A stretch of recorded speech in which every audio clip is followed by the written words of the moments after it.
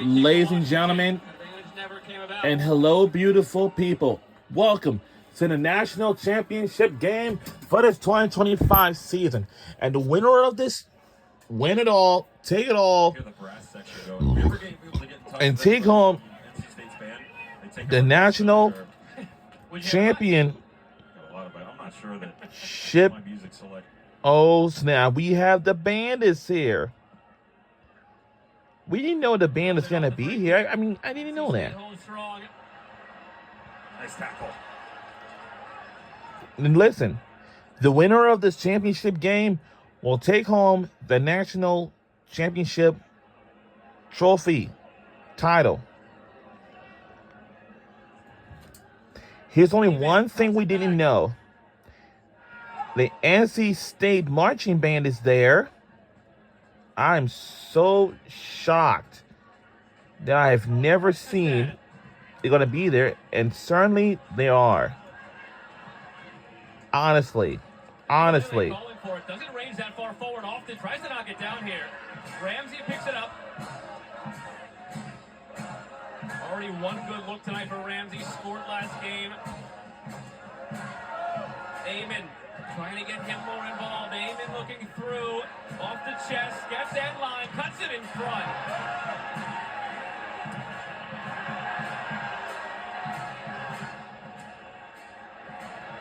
Healy, first to it, brought down from behind. NC State did not like that from an Abalele, but Khalid Radisov says play on. Ramsey charging through. Still Ramsey. Cleared by Heffes. And we'll go out of bounds. Thought they had a real argument on that far side. So, once again, the winner of this championship game will be the crown champions. Will be the crown, the national champions for this year, for this season. So, who will most likely will be the crown national champions? If either going to be NC State or is it going to be Washington Huskies? And we have an NC State marching band is here to cheer on our NC State men's soccer team. I've never seen a team. Recognized also he's playing out of position. So, right footer on the left side of the who will take home the natty title? Championship trophy. If either going to be NC State or Washington. That's out of bounds. So, yeah, I just want to remind you that we do have our marching band is here. Serbian descent, was all freshman team last year. First team All-American Pearl United soccer coaches here in 2025. And do not tell me say we have the cheerleaders as well. Oh my goodness. Wow.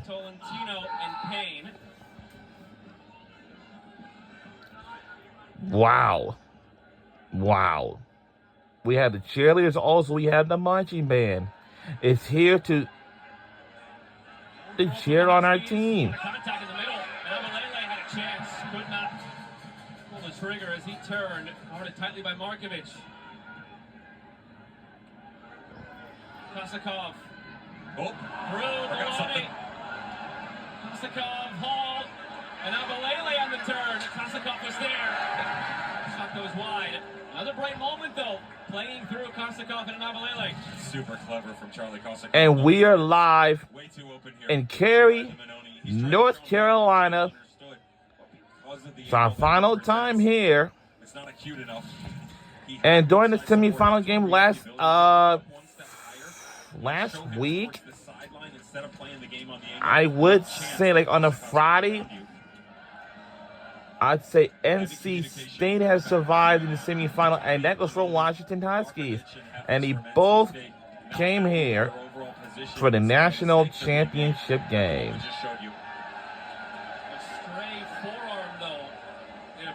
Oh, really?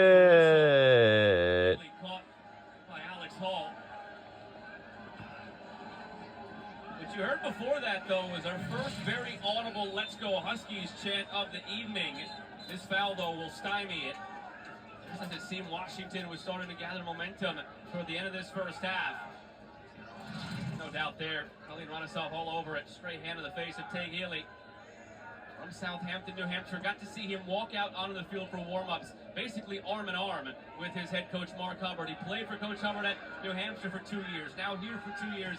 They go back to their youth days as well, or rather Healy's youth days playing in the academy. It was spearheaded at one point by Mark Hubbard.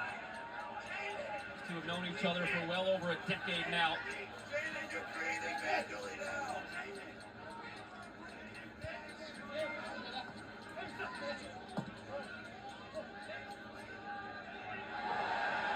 What a touch that is from Ramsey. Heyman. They're missing Kosakov. He was the one fouled at midfield, but advantage played. Heyman looking for support, calling for the overlap from Fernandez. Lofi. Fernandez. Eyeing up across.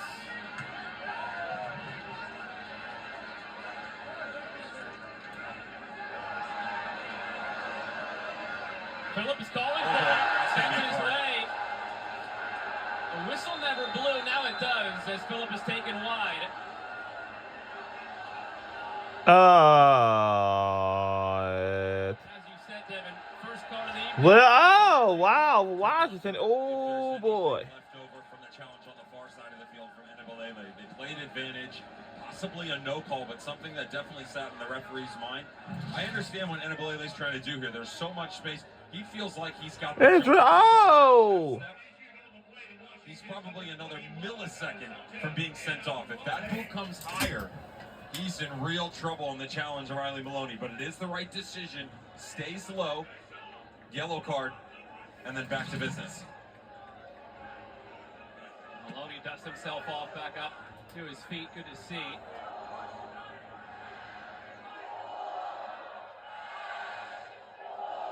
Mark Hubbard calling Niko Markovic over for some instructions.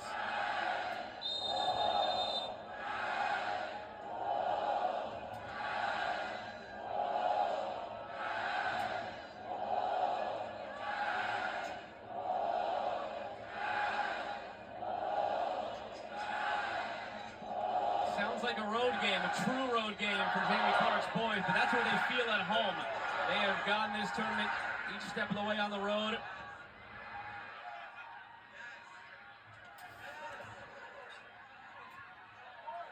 Phillip, Healy, Payne making the run through. Healy for Tolentino. Will he go? McLean for Healy. Santa Maria. This is where they're dangerous, connecting at the edge of the 18. Healy's always the threat to pull the trigger. Phillips always looking to make the run through. The real danger, though, comes from getting wide in that cutback ball if they can get out wide. Tommy's starting to make that run. Intercepted, well read by Fernandez.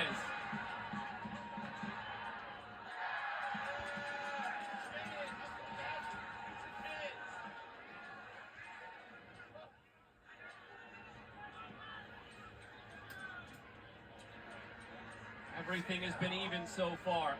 7 shots to 4 in favor of NC State. A pair of shots on target either way. Still scoreless with just over 5 remaining in this first half. Happy to have you with us this evening from Cary alongside Devin Kerr and Joe Malfa. 2 subs up and ready for the Huskies. Kevin Hernandez, Nick O'Brien. See whose numbers are called in a moment. Threaded through, Eamon. Corner, the end result.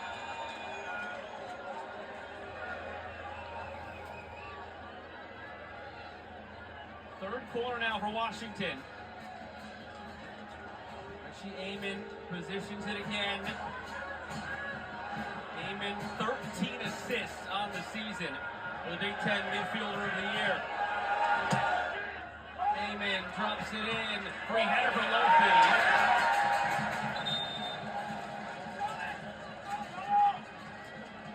reaction on the sideline from both head coaches. We'll start with Washington. It's been more personnel related, not a whole lot of tactical adjustments wanting to be made, looking at their available roster, seeing which players could really impact as this game progresses. For NC State, it's been more positional nuances, bringing different players over, trying to adjust their position even in the slightest of millimeters, and also some qualms with the referee.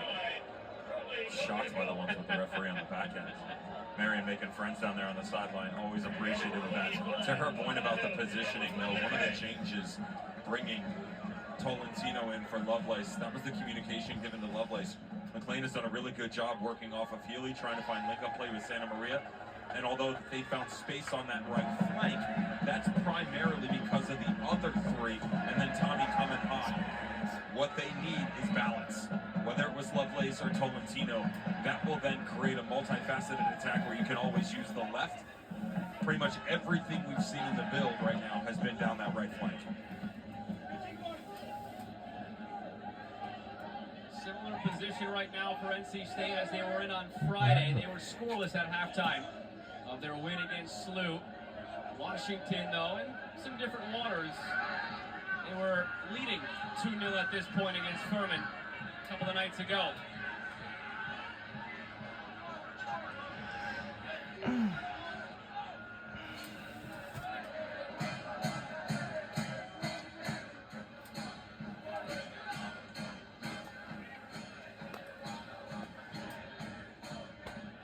That run right there, that's such an excellent run. You know, we talk about balance. Mentioned about 5 minutes in how Washington had changed their look. It comes a little bit flat up top. Within that, said you could play direct, be aggressive off the back line. You get more movement from Santa Maria.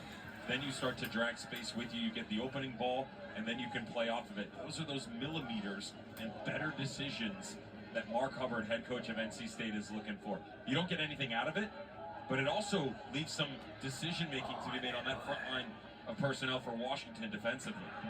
Here go the Huskies again to the end line, and out for a goal kick. To that point, though, Devin, of these two teams, it's NC State who are usually more apt at the halftime adjustment to really pay dividend to the first 15 minutes or so of the second half.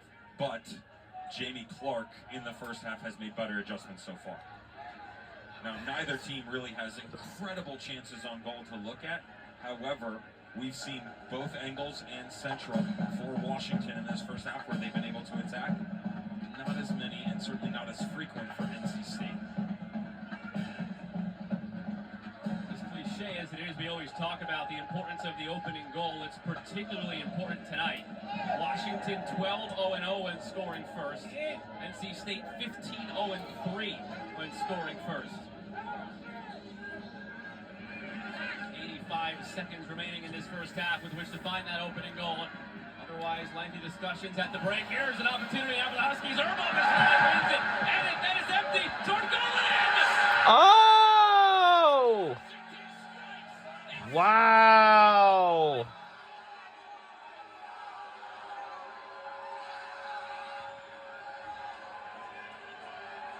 Oh! NC State have struggled on the back line with communication. Just mentioned it 5 minutes ago. Logan Urban, the entire back four, not happy with their overall positioning. Mark Hubbard, not happy with the players in front of them. And it's exactly how this ball plays out. Credit to the pressure, once again from Washington, as it does come up over the top. You're hitting the release valve here. All you're looking to do is reset your defensive line. We saw the same thing against Furman. Markovich playing the player instead of the ball, and because of that, it enables Washington to get in behind. Could Herb have been more disruptive? Should he have stayed at home? That's nitpicky. What does matter is, once again, the advanced positioning of Zach Ramsey in the 10 spot is the absolute firecracker that sends this team up in arms. Beautiful follow-up by Ramsey. Great vision, and then the touch to wait it perfectly for the opener. 44th minute for Zach Ramsey. Within all that, Mark Hubbard did pick up. We'll be rooting for Washington Huskies since we scored and we're on the board. First, NC State do not have a come-from-behind victory this season. Yellow was shown over to the bench of Washington as well.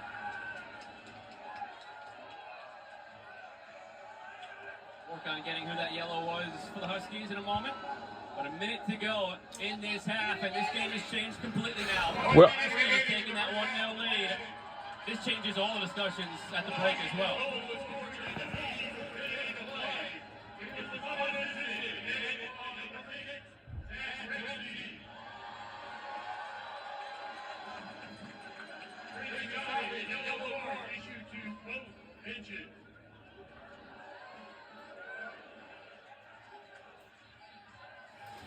Maloney. And the top toward Phillip.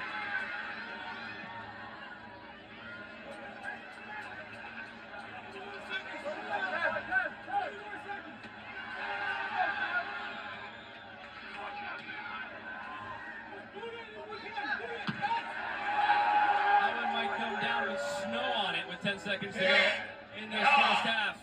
Markovich flicks on. That one's out of play, and that'll do it for this first half in the national final. Washington, 4 years after heartbreak, take a 1-0 lead in the break. NC State has to have better communication, will lead to better movement, better opportunities going forward. Didn't have enough of it in the first half.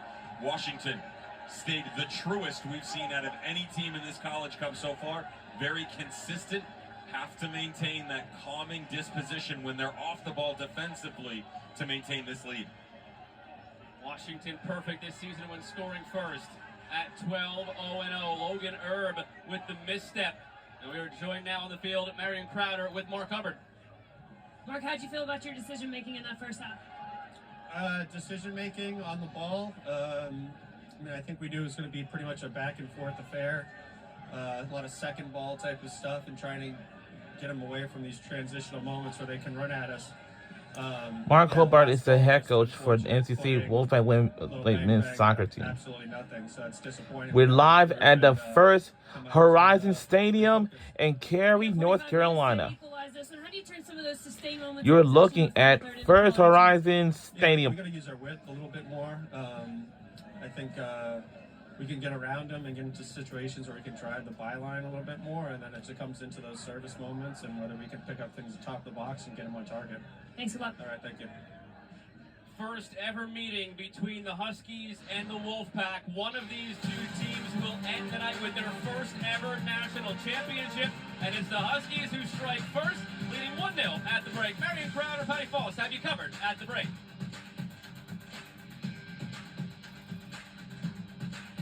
So we'll be right back on either side, but second half is coming your way.